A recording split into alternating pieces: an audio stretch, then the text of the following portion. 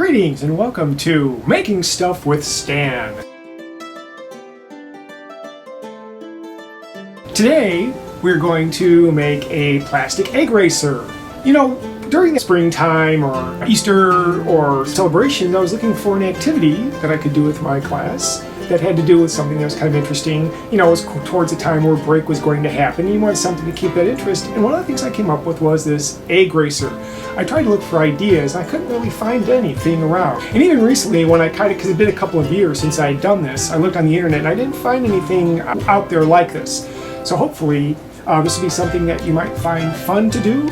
I did with my class, but maybe you'll find it fun to do with your child or your grandchild. Adult supervision, especially for younger kids, is required. I've helped the first or third grades, you know, either cutting the dowel rods or things of that nature. So, all right, the first thing, let's take a look at the items that we need to make this egg racer. The first thing is a plastic egg. Now this one is a little bit larger than the bag of typical eggs, but it doesn't really cost that much more, and even though you get less of them in a bag. The other thing you would find you would need is, and this is one of the newer things I added to it, is a craft stick.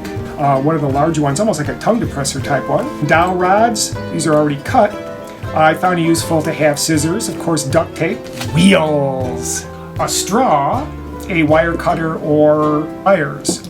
The wheels, of course, have gone up in cost over time, but depending on the art store you go to, you'll be able to, you know, find different prices and maybe even find a different price online. But I did buy, I think I got mine at Hobby Lobby, and I think that they were actually pretty reasonable for what they were. All right, so let's take a look at what we do.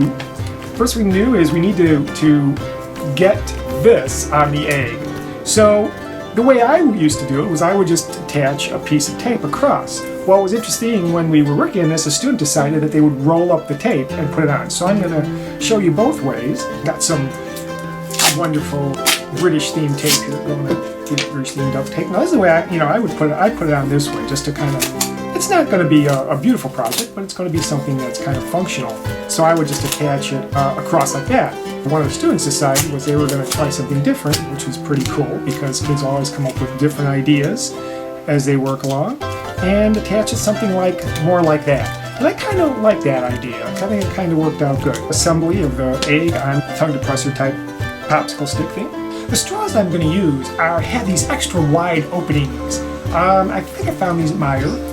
So what I'm going to do is I'm going to cut about 2 inches. I actually used a ruler to measure this with the kids, and it gave them some ways to kind of get an idea. And then after you cut one, then you can just kind of measure with the one that you cut.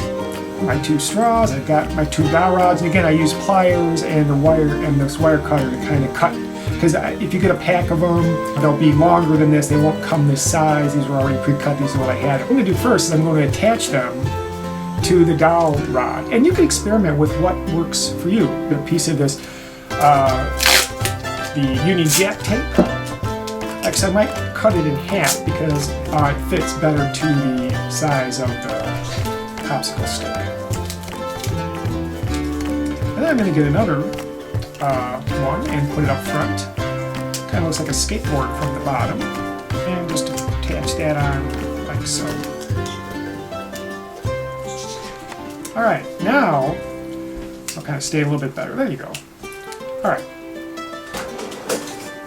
So you want to make sure a little bit that everything looks a little straight, so you can see that they're kind of intersecting here, so that when you put the wheels on, they won't be crooked and then they won't run as well. Next, what we're going to do is put one of the dowel rods through one of the straws. What we're going to do is we're going to attach a wheel to the dowel rod here. And you can, I've always used just a little piece of tape here to hold it, and you can see what works best for you, but it seems like tape seems to be just fine. And we'll attach it to the other side. Okay, so now we got the front wheels. We will also put in the dowel rod through the back wheels. Okay. Rip a couple more pieces of the duct tape off.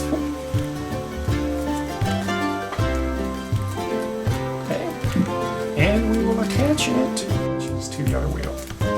Alright, basically that's what you got. You've got your egg racer. It's all ready to go, and it does work. And add some fun things. You could get some stickers. You could get some of those foamy stickers. If the kids have fun with that, get them off, put them on. Also, if you want to add some things, you could bring forth, especially if it's at springtime, bring forth a little chicken. And the good thing again about having the tape rolled up, You can easily pop in and you'll have your little chicken driver driving your egg racer, and hopefully he can withstand the speed of the egg racer.